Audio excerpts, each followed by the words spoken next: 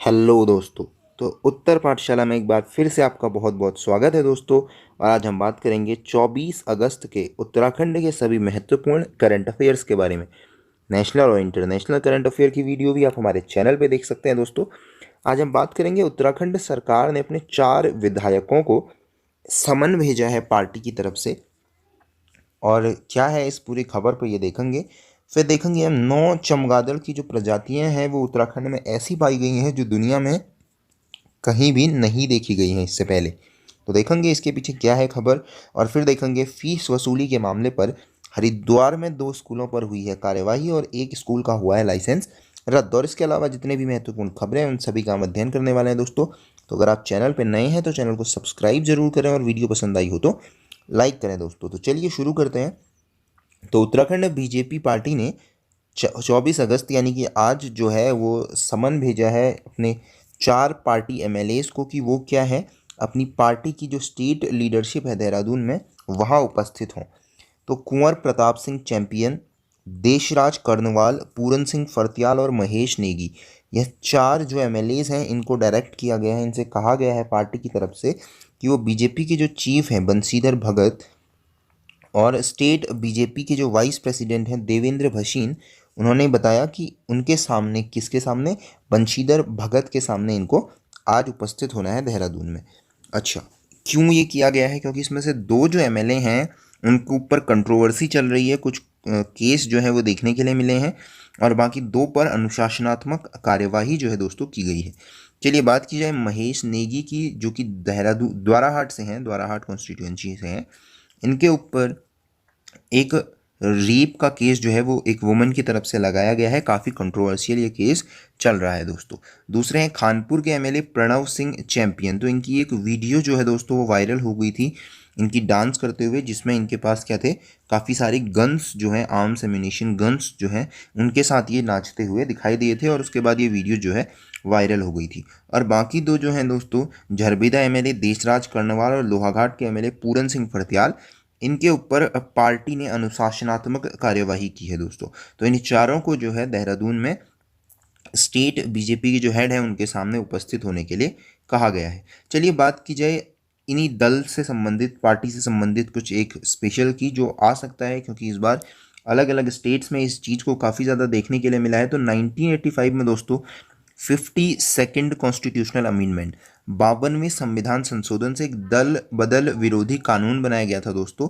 और उसके साथ ही संविधान की 10वीं जो अनुसूची है उसमें दल बदल विरोधी कानून को शामिल किया गया था।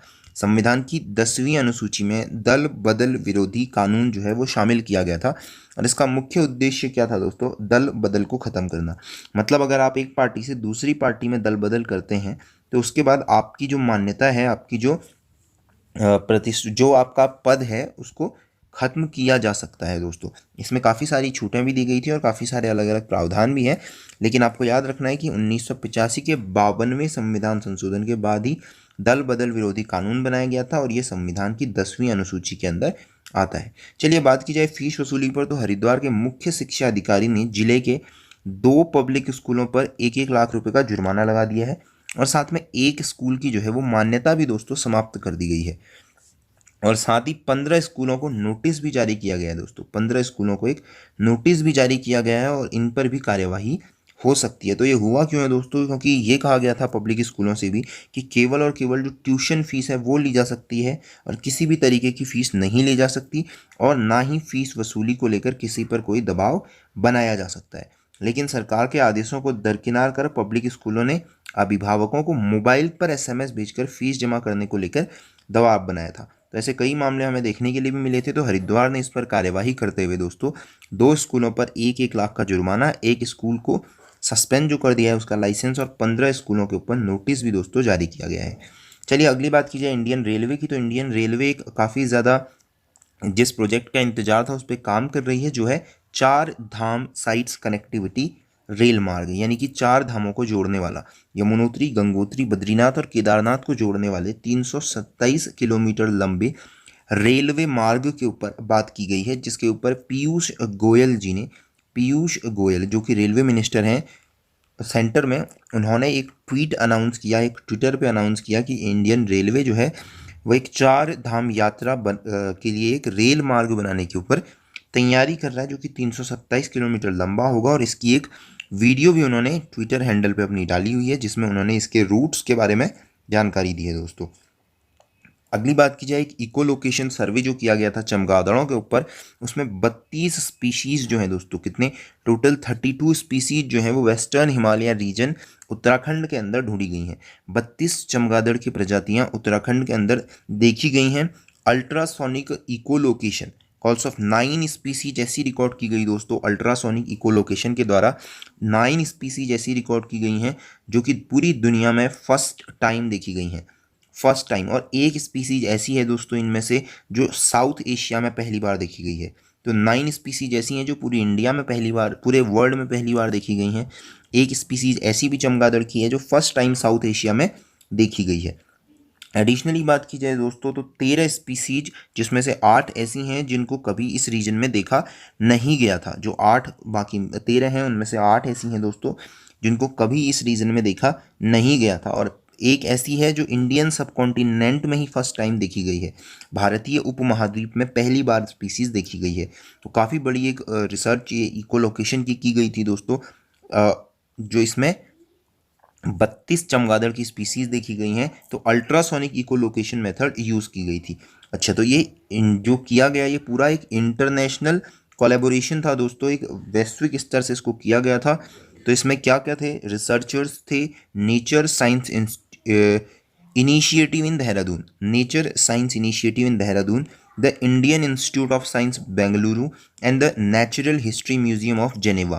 तो देखिए, natural history museum of Geneva, उसके साथ में साइंस जो इंस्टीट्यूट है तो Indian institute of science Bengaluru, और उसके साथ में जो नेचर साइंस इंस्टीट्यूट है देहरादून, इन तीनों ने मिलकर इसको किया गया था। जर्नल एक्टा किरोपेट्रोलॉजिका में इसको इस महीने छापा गया है दोस्तों। बात की जाए इन इंडिया की तो बैट्स की जो है वो सबसे ज़्यादा डाइवर्स मैमल्स हैं दोस्तों, 128 इनकी प्रजातियां जो हैं वो आइडेंटिफाई की गई हैं। हावेवर इनका जो डिस्ट्रीब्यूशन है, इनका जो आवास है, इनकी जो डाइवर्सिटी है, उसको इको लोकेशन के उससे इनको बहुत ज़्यादा डॉक्यूमेंट अभी तक नहीं किया गया था। तो एक इको लोकेशन इनकी बहुत ज़्यादा फिक्स नहीं की गई थी दोस्तों। तो इनका जो कॉलोनियल इंडिया में है वहाँ इनके ऊपर सर्वेस किए गए थे लगभग 1800 के करीब दोस्तों। तो ये एक बड़ी खोज है, 32 स्पीसीज के बारे में मैंने आपको बताया था। अब बात की जाए तो फोक आर्टिस्ट जो है उत्तराखंड के, जैसे आप छलिया नृत्य आपने देखा होगा, तो ऐसे सभी जो म्यूजिशियंस हैं और फोक आर्टिस्ट हैं उनके ऊपर उत्तराखंड स्टेट गवर्नमेंट क्या कर रही है, एक प्लान, एक फ्रेमवर्क तैयार कर रही है दोस्तों कि इनको हेल्प की जाए इस कोरोना पेंडेमिक के अंदर। Many of these folk artist comes from the lower economic strata. तो बहुत सारे इसमें से ऐसे हैं जो डेली वेज पे पैसा कमाते हैं शादियों में या इन चीज़ों से। तो लगभग 1000 रुपये पर आर्टिस्ट का जो अप्रूवल है वो दिया गया है चीफ मिनिस्टर त्रिवेंद्र सिंह रावत जी के द्वारा। ये सीएम रिलीफ फंड से दिया जाएगा, 1000 रुपये डायरेक्ट खातों में जो है वो ट्रांसफ़र किए जाएंगे। और इसको नाम दिया गया है दोस्तों मेहनताना। तो लोकली इसको क्या कहा जा रहा है, मेहनताना, ये आपको याद रखना है। चलिए बात की जाए मौसम विभाग की, तो अगले 4 दिनों तक प्रदेश में भारी बारिश की आशंका जताई गई है। तो देहरादून सहित 4 जिलों की बात की जाए तो 2 दिन यहाँ भारी बारिश हो सकती है। 26 और 27 अगस्त को 8 जिलों में भारी बारिश की संभावना है।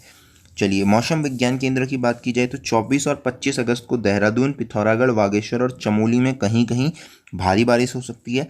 26 और 27 को बात की जाए तो देहरादून, पौड़ी, हरिद्वार, टिहरी, नैनीताल, चमोली, पिथौरागढ़ और बागेश्वर जिलों में भी भारी बारिश की संभावना है दोस्तों। उत्तराखंड की पेयजल एजेंसियों की बात की जाए तो पेयजल निगम और जल संस्थान में बड़ी संख्या में जेई के पद खाली हैं। तो इन जेई के पदों के खाली होने की वजह से जो जल जीवन मिशन प्रोजेक्ट है, जल जीवन मिशन जो प्रोजेक्ट है उसको धरातल पर उतारने में परेशानी आ रही है, यानी कि वो काम प्रॉपर नहीं कर पा रहा है। तो इसके लिए क्या किया जा रहा है, 200 नए जेई अपॉइंट किए जाएंगे, लेकिन ये सारे जेई जो हैं दोस्तों ये आउटसोर्स से रखे जाएंगे। तो 200 जेई आउटसोर्स से रखे जाएंगे इसलिए क्योंकि जो जल जीवन मिशन का प्रोग्राम है ये अपने सही समय पे पूरा हो सके। प्रधानमंत्री नरेंद्र मोदी जी का ये ड्रीम प्रोजेक्ट है जल जीवन मिशन दोस्तों। आप मुझे बताएंगे जल जीवन मिशन, तो जल जीवन मिशन ये कब शुरू किया गया था और जल जीवन मिशन किस मंत्रालय के अंदर आता है? बहुत ज़्यादा महत्वपूर्ण प्रश्न है दोस्तों ये मंत्रालय, आपको जवाब देना है। जल जीवन मिशन कब शुरू किया गया था और किस मंत्रालय के अंदर आता है? कमेंट बॉक्स में आप इसका आंसर देंगे दोस्तों। बहुत महत्वपूर्ण ये प्रश्न हो जाता है। तो 2024 तक का इसका क्या है, हर घर को पेयजल कनेक्शन से जोड़ना है, हर घर नल से जल जो है वो उसके बारे में इसमें बात की गई है। और इसके लिए उत्तराखंड का भी सालाना लक्ष्य है। तो 2021 मार्च 2021 तक उत्तराखंड का लक्ष्य है 3.58 लाख घरों तक कनेक्शन देने का। तो उसे पूरा करने के लिए 200 जो जेई हैं दोस्तों वो आउटसोर्स से रखे जाएंगे। तो ये थी आज को सभी महत्वपूर्ण करंट अफेयर। चैनल को सब्सक्राइब करें दोस्तों, like share and subscribe. Twitter, Insta, Facebook, WhatsApp, Telegram कहीं से भी आप हमसे जुड़ सकते हैं। So thank you, till next video, और लाइक करना मत भूलिएगा।